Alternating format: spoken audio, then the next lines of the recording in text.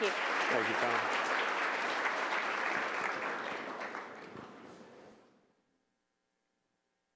Well, good evening, everybody, and welcome to the 40th anniversary party for the Knight-Bagehot program. Turning 40 is usually a pretty sobering experience. I know, I've done it. But tonight, thankfully, is not too sober because we have a lot to celebrate. 40 years of fighting to improve business journalism and standing up for business journalism is a very, very wonderful endeavor. So I'd just like to say a quick round of applause to all of you who've made it possible tonight.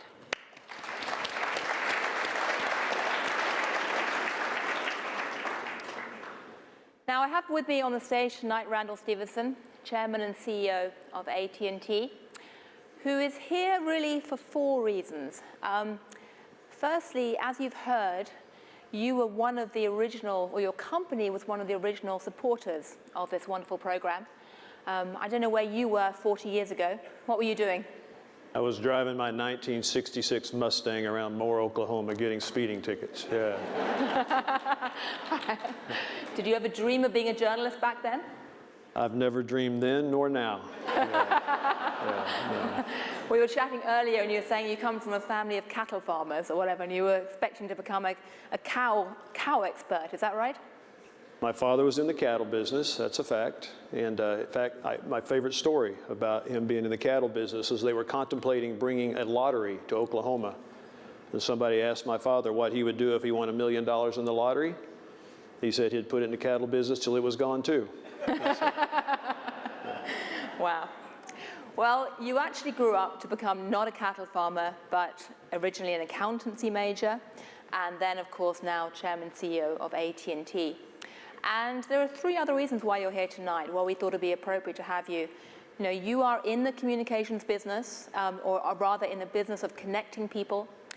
You are also now inadvertently in the media business, in the fact that you now own DirecTV, which is the world's largest paid TV provider.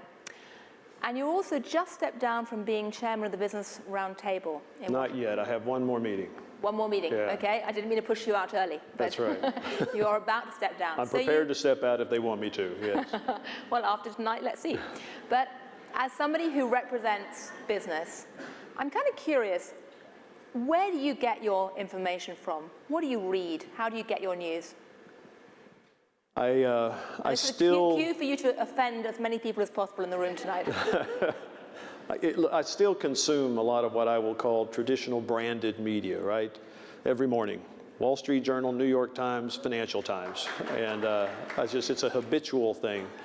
And I also have, it's a little bit of an embarrassing routine, but all of this, by the way, is done on an iPad. I do not take any paper subscriptions to any papers any longer. Everything is done on an iPad. Wow, when did that change? For me, it changed about 5 years ago. Yeah, probably about 5 years ago. So you are officially a first mover. Am I qualified? That's the first thing I've ever been a first mover Definitely in. Oklahoma's first mover, yes. But the routine is I consume those 3 publications, and I probably read 70% of all the words in each of those publications, and as I go through them. And then I have some websites that I hit on a regular basis, and there's a routine of those. And then when I have extra moments, I have some social media applications and sites that I just keep my eye on, and I consume those during the course of the day. And so that is almost a hourly kind of addiction, if you will, just testing the social media and the various websites for content that's relevant to me and relevant to our company. And has your sort of way you get news, has that changed over the years? I mean, has it changed recently? Yeah, look, back, I would say even 10 years ago, if a news story hit of some type, there would be a particular publication I would go to and I would read about that there. Your industry is no different than any of the rest of us in industry, and that is technology has allowed us all to fragment our customer bases like we could have never conceived of before. I mean, we literally model approaches to customer segments that are almost individualized. I mean, it's really, really specific. And I think media has done the exact same thing. And Wall Street Journal, New York Times, classic examples. You read the same story in those two periodicals, and you get very different takes on the same story. And I don't think that's a bad thing, but I think it requires somebody like me who's trying to get true facts on a particular story to read multiple incidences of that story to get what you think is the kind of the true underlying story, as opposed to what would at one time have been a single source approach to getting the media. So yeah, I do. If there's a story that hits, I will read at least 4 or 5 stories on that well, same if you're event. paying for 4 or 5 stories, that is fabulous. I do. I pay for a lot of most of our salary, so yeah. Thank you. I do. I actually believe that branded content is always going to be very, very valuable. And whether you like the Wall Street Journal or not, Rupert Murdoch was the first guy I thought that got that right. He didn't give the online content away. And I have, since the day he required subscriptions, I paid subscriptions. And now I pay for the New York Times and the Financial Times, right? Now, when you get this range of different sources of media, I mean, you tweet as well, I gather. I'm actually clutching your phone because in a very interesting sort of sociological, anthropological moment, I don't have a watch. Nobody I spoke to tonight has a watch. So the only way I'm keeping time is actually with Randall's phone. So this is my chance to do some hacking. But when I want that back. When you look at your range of media sources, okay, do you trust what you read?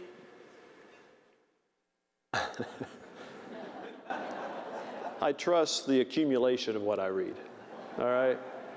There are not very many publications that if I read a story, I just accept that is quote unquote truth. And look, I mean, I will tell you, I know the inner workings of AT&T better than anybody, and I can read media on AT&T and read some things and go, my, that's just not right. That's not accurate, which is interesting because I think it's reflective of another thing that's happened in your industry that's happened to all of us, and that is speed to market is everything.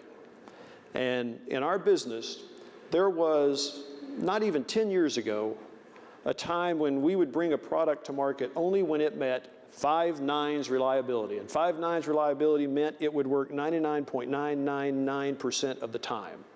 That is not the way we bring most products to market anymore. It's software driven. You get a product to market fast, customers give you feedback, and you iterate the software on the fly.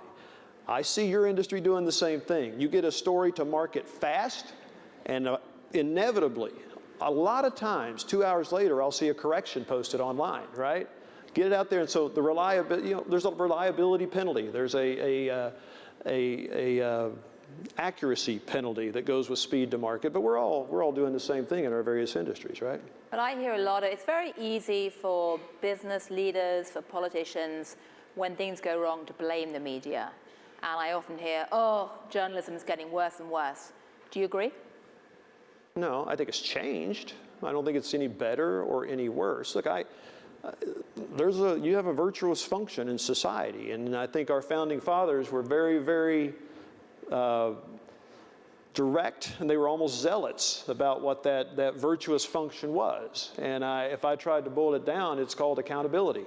Your job is to hold institutions and businesses accountable. And I actually believe that as a businessman who runs a really large brand company in the global environment, that the accountability from the media is actually more powerful than the accountability that comes from bureaucrats in Washington running regulatory agencies.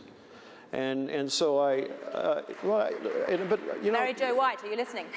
No, I'm very sincere about that. In fact, I would tell you, I concern myself more with the accountability that comes from media than I do the accountability that comes from regulators. And so I just think we ought to have a recognition of that. I think media is fulfilling that as well today as they ever have. There's a lot more of it. So there's a lot more accountability than I've ever seen in my career. But no, I don't think it's any better or any worse. I mean, you are a Republican. You can't prove that. Just because I live in Texas, are you stereotyping me? Room full of investigative journalists here. I mean, last night, in the debate, the media was not exactly popular.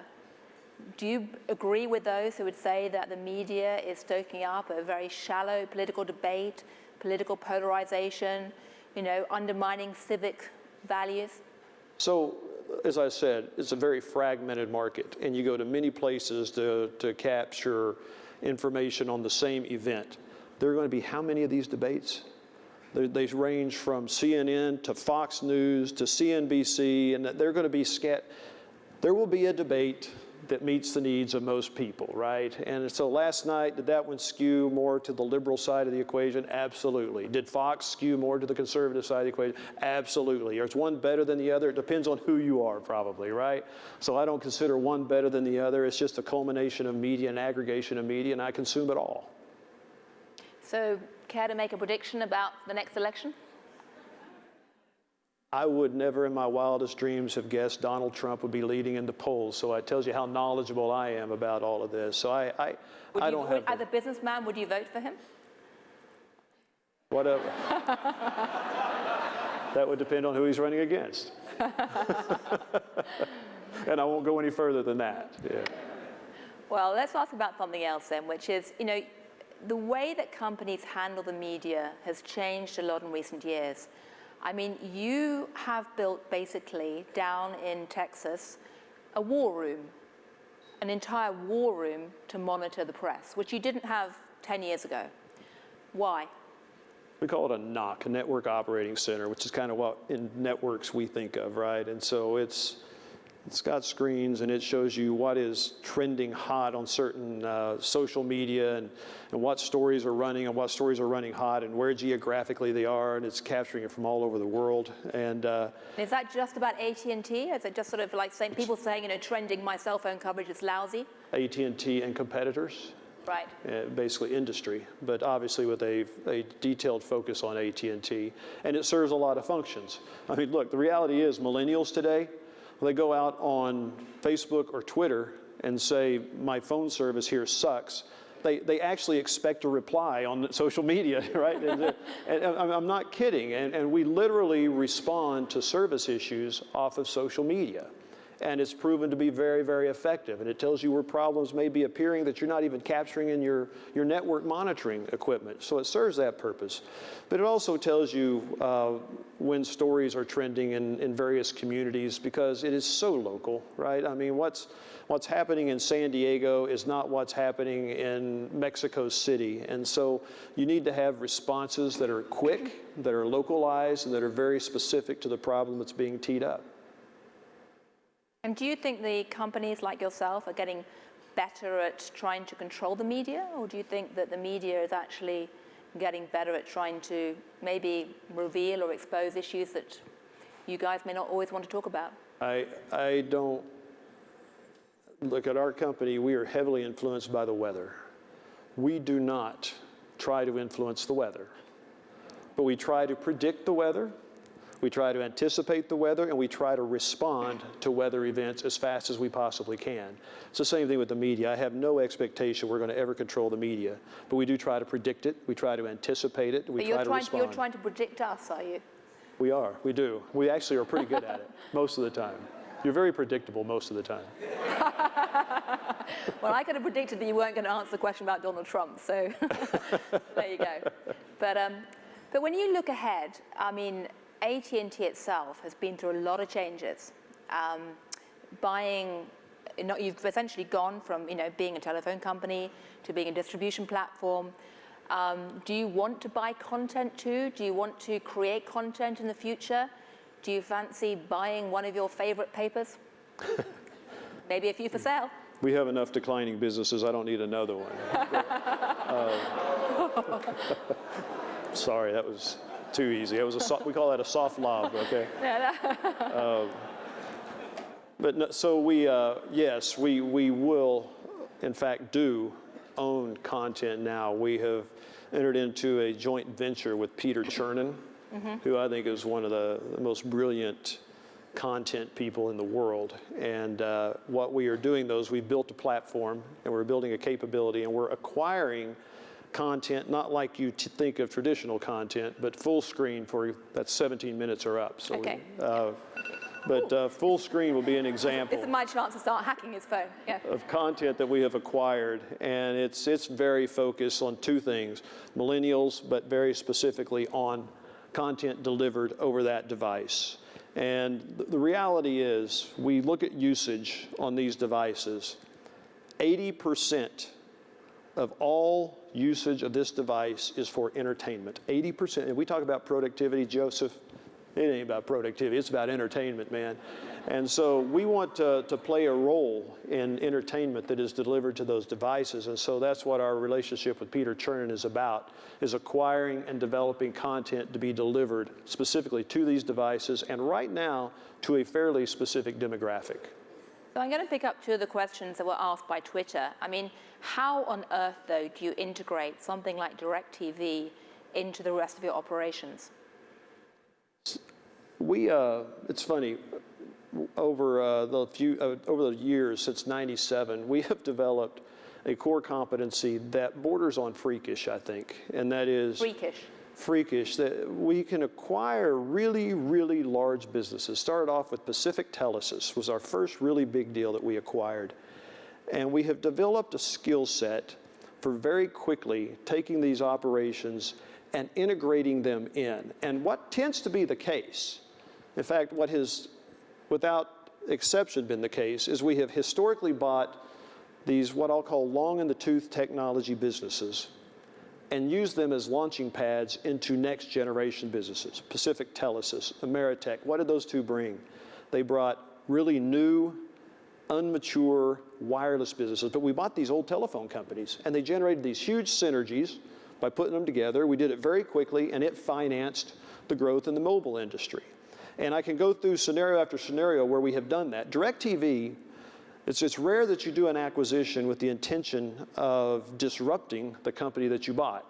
But DirecTV makes us overnight a very relevant player in the world of content and delivering content to these devices. Getting the rights from the various content players to deliver their content on these devices is not easy.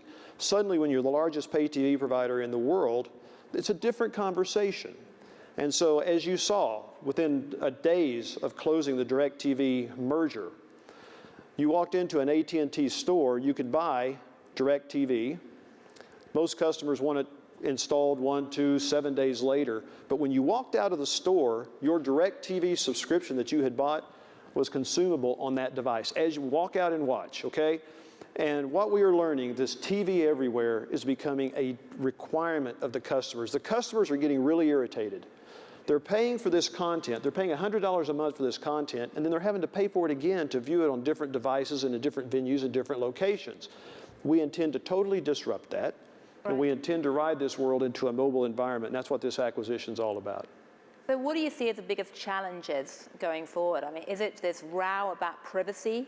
The fact that, you appear to have been handing over more data than people realized? Is it the lack of cell phone towers to get decent connectivity everywhere? What are the biggest problems? No, privacy, I don't think privacy is a big issue. I just think we all have to come to grips with the customer needs to give us all permission to use the data. Maybe we could take a vote on whether the audience thinks that privacy is an issue. No, I mean, I'll give you an example. We launched a fiber project in Austin 3 years ago. We built fiber throughout Austin. 1 gig service. I mean, it's just ripping fast internet service. And we told the customers, it's just like our competitors, it's about a $99 a month service. If you're willing to let us use your data on an anonymized basis, and we tell them very specifically how we will utilize the data, it's a $79 service. 96% of our customers take the $79 service. So what we have learned is a customer's privacy is worth no more than $20 a month. No, but I don't mean to be facetious about it, but there's an exchange. It's the customer's information. And if you want to use my information, you probably ought to compensate me for it. And that's effectively what we're doing. So privacy isn't it. The biggest issue for the industry over the next few years are these wireless airwaves. And to make this vision a reality requires a lot of these licensed airwaves that the government sells. We just, in February, spent $18 billion on a block of these airwaves that covers the entire United States. Why do we do that? We need a lot of this stuff to deliver video to these devices. Almost 60% of all of the content going over our networks now is video. And so this world of video is on one of these kind of growth curves. It's not going to stop anytime soon. Well, let's hope that some of that is business journalism as well, or business video. But Think about this, what you just said. Something fascinating happened in May. The president wanted to address the United States of America. He did an interview with Tom Friedman, and how was it presented to the world? It was streamed over the New York Times. Now, how strange is that? It wasn't a major network. It was streamed over the New York Times, to your point. Okay, last question. In 40 years' time, what do you think the media will look like? The media? Yeah. It will be as... Will we still, all in this room, will we still have jobs? Yeah, but like all of us, your jobs will be radically different. I have no idea what it will look like. One thing I do feel confident in is it will be even more fragmented than it is today. Wow. Well, let's hope that people are paying for fragmenting content, and let's hope we're training people to be able to actually deliver that too. Thank you for your support over 40 years. Keep supporting for the next 40 years, if not 400 years, and best of luck in figuring it out. Thank you. Thank you for having me. Thank you. Thank you. And here is your phone back. This is why Gillian Tett is the